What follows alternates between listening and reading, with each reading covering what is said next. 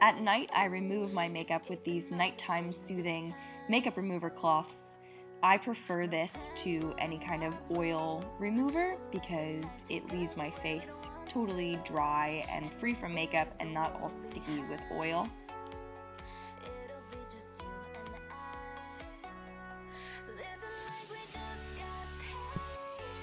So the first thing that I do is pin my hair back with both this Bang Buster from Lululemon. A lot of people ask where I get this. To make sure that my hair is out of my face when I'm washing it, and then I tie it back in a ponytail to make sure that my long hair does not fall into the water when I'm washing my face. All of the products that I'm going to mention in this video I absolutely love, including this Fresh Pharmacy facial soap from Lush. It is a calming cleanser that has calamine, tea tree oil, coconut oil, lavender oil, all things that are meant for people like me who have very dry and red skin, get that calming and soothing sensation. So I just lather it up on my face, and then I'm using this Vanity Planet facial cleansing brush that I got from Vanity Planet. It has 3 detachable heads. This first one is the Daily Cleanser, and I'm slowly smoothing it into my skin. I'll do this for about 90 seconds to 2 minutes. There's also a silicone brush and an exfoliating brush if you want kind of deeper cleansing, which I don't need day to day, so I just use the softer daily cleansing brush. I make sure to get my neck as well as the rest of my face, and I'm super careful on my cheeks where I do get the most red. I love that this product is super transportable and that it has all these detachable heads. You can get one actually for 70% off. I put a link down in my description box. They're actually only $38.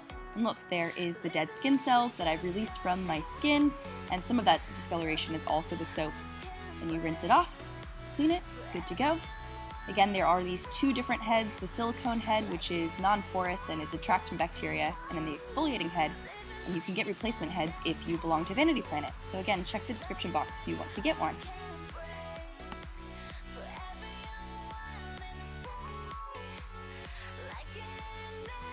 I rinse my face off, and now I'm gonna dry it a little bit before we put on the moisturizer.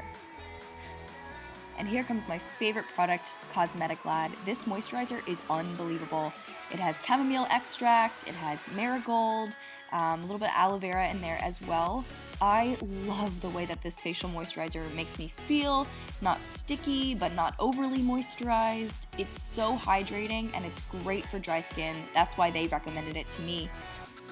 And final step is my sunscreen from Innisfree. It is their Triple Care 3-in-1 50+ SPF. And this is the only sunscreen, facial sunscreen that I've used that does not make my face greasy. It is made with sunflower oil and Jeju green tea extract. It's excellent, and this is really important obviously for anti-aging to make sure that my skin is taken care of from UV rays. The last step for my skin is to put on a primer and then a foundation. So that's the entire process of my skin. Cleansing with the brush, and then moisturizing, putting sunscreen on, and then I'll start my face with actual makeup, which I can do a video on at a later time. I take the headband out, brush my hair, and I'm good to go. I'm so glad I made the decision to take care of my skin. It's so much better. I can't even explain how much better my skin feels and how much better makeup applies now that I've actually cleansed my skin and moisturized it. I'm so pleased, so happy. Leia, do you want to say hi to the people? Come here. Yes, it does. Hey guys, welcome back to my channel. I know that I haven't done a vlog in a really long time, and I promise that I'm going to be bringing more vlogs. The beginning of the school year was just like unbelievably stressful, and now that I'm getting into the swing of things, I think that I'll be able to put out more content and talk about the things that you guys, you know, wanted me to talk. I recently posted a blog post just a couple weeks ago about how I felt like the things that I value really aren't the things that the fitness community values, namely critical thought and the ability to self-reflect, and instead of just playing the game, because I mean, social media is a game, right? We post at particular times, we post certain things, we look certain ways so that our accounts can grow and so that we can then in turn inspire and motivate people. But there's a game to be played in order to get to that point. In any case though, I felt like what I do and the way that I think about my social media platform and the way that I consider the ways in which I not only like what I'm saying, but how what I'm saying impacts people. I feel like the fitness industry doesn't really value that. And the times when I do post things that are important to me, or things that are important to our current society, like this upcoming election, or the fact that Black Lives Matter, things that people are uncomfortable talking about on social media, you know, you just don't see it as much. And when I do post those things, it just doesn't get as much engagement. And I kind of thought about that and pined over that for a while, and then I ended up realizing, like, it doesn't matter. Like, it doesn't matter. I need to post the things that I feel obliged to post, and I can't hold other people to expectations that I hold myself to. So I want to start putting out videos that are related to things that I'm actually interested in and things that I'm dealing with that don't have anything to do with competing, that don't have anything to do with even dieting or tracking macros or the way that I look, because I'm so much more than a fit body. I have a brilliant freaking brain. I do. And that's probably the thing that I love most about myself. I want to let other people know that your intellect, oftentimes, it's not that it's more important than your beauty or that your beauty is more important than your intellect, but they can exist simultaneously. And I really do privilege my intellect. I want to share the things that I feel most comfortable talking about and the things that I know the most about and things that I think people who are living a fit lifestyle are also interested in, because though you might be into fitness, I'm sure you're into so many other things, and unfortunately the fitness community doesn't allow space for people to talk about other things in conjunction with fitness. Your whole life doesn't have to be fitness, but the fitness industry would have you believe that every day is no days off, that fitness runs your life, and that your career should be dependent upon fitness if you love fitness, and that's not how it works for me. I have a career, I have an entire life that's completely outside of fitness, and I want to start to share more of those things, and hopefully some of you will find that actually engaging content and things that you're interested in listening to or hearing about. So the first thing that I do want to address is actually how intuitive eating has changed for me. The last time that I talked about intuitive eating, I said that how I kind of got into it was by eating the same things every day, and then by swapping out meals here and there, and by knowing in the back of my head what the macros were and everything like that. And in the past couple of months, that's kind of even all gone out the window. I think that was still a safety net for me to make sure that I didn't go overboard, that I didn't overeat, and also that I didn't restrict. Over the past couple months, I started to notice that I wasn't eating enough. I was eating my normal meals every day, but those normal meals that I was once eating were meals that I was eating when I was cutting, and it would be under calories. It would probably be, if I had to estimate, like 1,600, 1,700 calories, and over time I was like, no, this is not what I want to be doing at all. I don't want to be in deficit calories. It was causing me to feel sluggish in my training. That if I really wanted to do intuitive eating full force, that I just needed to let myself eat, even not within those protected meals, that these were safety nets for me, things that I already kind of knew the macros in and knew that if I ate them, I was hitting my calorie and macronutrient goals. But now I just kind of eat.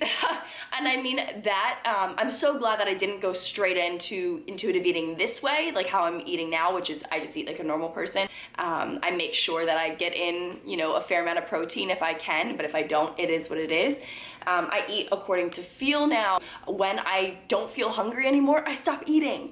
Or if I'm too hungry, I'm not gonna force myself to eat another meal. But then the next day, I might overeat a little bit, from what I might have eaten in the past, but it's all kind of net balancing itself out. And probably over the course of the past 2 months now, that's what I've been doing. I'm trying to push the scale towards 140. I've been kind of maintaining around 136, 137, 138 for the past year, and I want to push it towards 140. I want to gain. I also am a 5'10" female, and I need to put on some mass, and I'm okay with that. So again, when I started intuitive eating, it was me going from macros to just eating my normal meals, and that was what it was. I swapped in things if I needed to. Now, intuitive eating for me is probably the more typical definition of intuitive eating, which is I eat according to feel. I eat when I feel like it. I stop eating when I am full. But the only way for me to actually feel fullness is for me to have gotten back my my hunger hormones, and for me to re-regulate how my body sees food and how I see myself juxtaposed with food. If your whole life is focused on macros and you place tracking on a pedestal, then you will think about food all the time as something that you have to fit into your life. I don't let food have agency over me anymore. I have agency over food, but honestly, I don't think about food nearly as much anymore. So that fear that a lot of people have, like, well, what if I overeat, or what if I do this, or what if I do that, or what if I binge, and what if I don't know when to stop? Well, I mean, you're placing food on a pedestal when you're thinking that way, and you need to trust yourself. And it took a little bit of time, but I really do trust myself. Number one, I know what it feels like to overeat, to binge, and I know how that makes my body feel, and so I don't do it anymore. And number two, food is just a part of my life. I eat to fuel my body. I don't eat in such a way that my whole life is revolving around what I eat. That's how I used to be, and I didn't want to be like that any longer. My life is so much richer and fuller and bigger. I was just explaining this to my client Nikki the other day, that you don't have to justify your decision not to track. You don't have to justify it to anyone. You don't have to justify it to your friends, to your coach, to me, to yourself. You're allowed to eat the way that you want to eat. And in eating in a way that is blessing your body, and is a way that is privileging your body, instead of a way that, you know, you're gonna punish your body. So that's just what I wanted to share with you guys. That's where I am at with intuitive eating. I still weigh a couple things here and there, things that I'm prone to overeat, still like avocado or nut butters, because fatty foods, I am prone to overeat. I will just sit there and eat an entire jar. So I do weigh those things out, but everything else, I just eat. So with that said, I want to show you guys a couple of things that I do eat as a vegetarian to get my protein in, because people have been asking for a while, you know, how do you make sure that you're getting in protein? So let me show you that. Welcome to my food tower. So let me show you the first thing. Of course, protein bars are a great way to get protein in.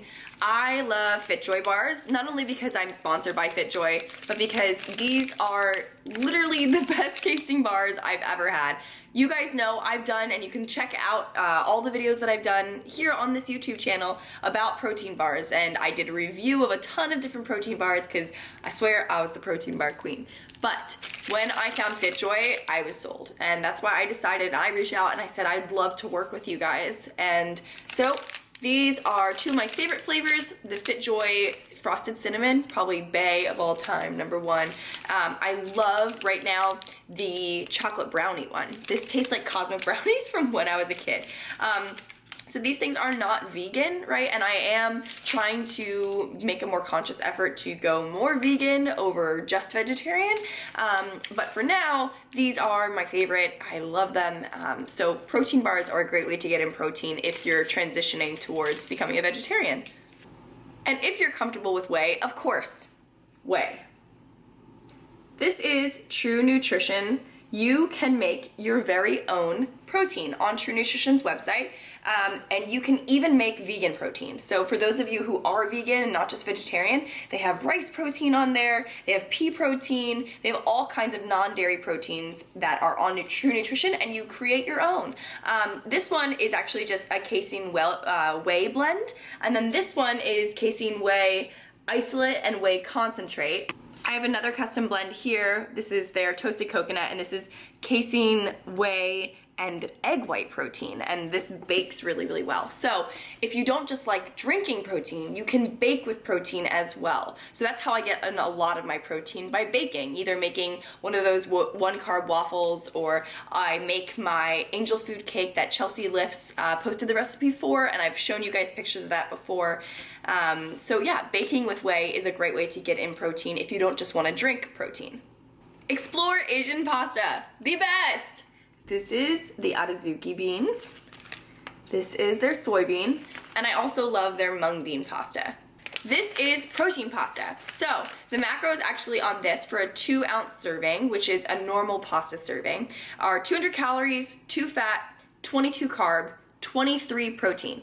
Normally when you get pasta, it is around 2 fat, like 56 carb, and maybe like 6 protein. So this is protein pasta. I eat this almost every single day, and these are vegan. So for those of you who are, you know, wanting to go more vegan over just vegetarian, this is an excellent option for getting in protein.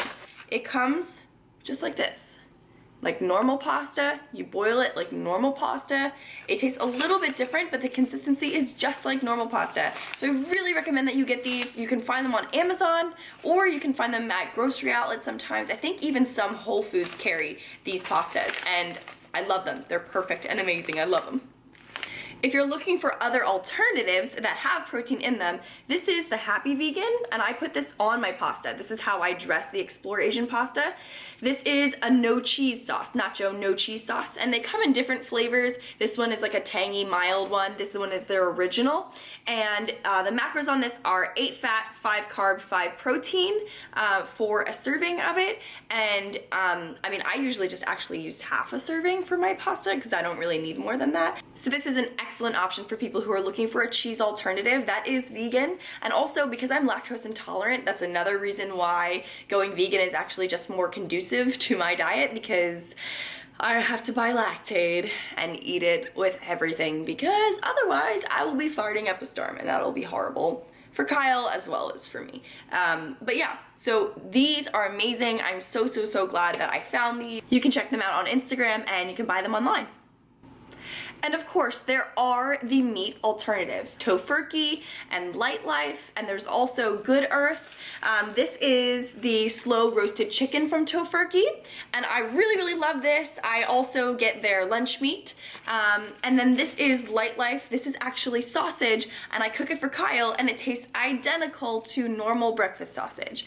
I also, my favorite, I get bologna. I think it's from Light Life, and they do a pepperoni as well. And those are the meat alternatives that I use that have a lot of protein in them. Like this, for example, a serving of this Tofurky is 5 fat, 14 carb, 23 protein.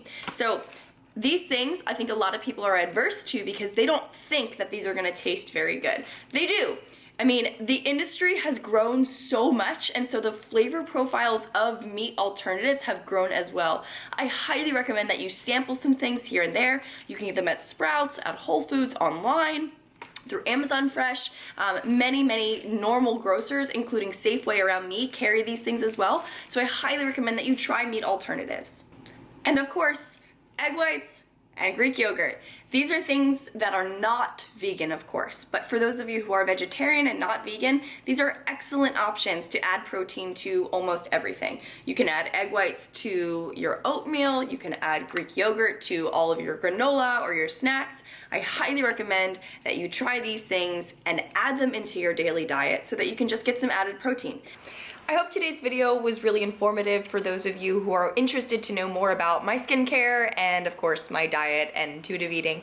I really appreciate you guys watching, and hopefully in the future I'll be able to do more videos pertaining to skincare and makeup and things like that. Of course, I will be looking for more products to sample in terms of makeup, cruelty-free products and things like that. So if you do have suggestions for those things, I'd love to see them down below in terms of makeup products. Of course, I don't need suggestions for skincare. I've gotten like 500 suggestions, and yet again, I'm really happy with the skincare choices that I made, and hopefully the things that I chose might help some of you make decisions for yourself. So hope you have a really great day, and I'll see you in the next vlog. Bye.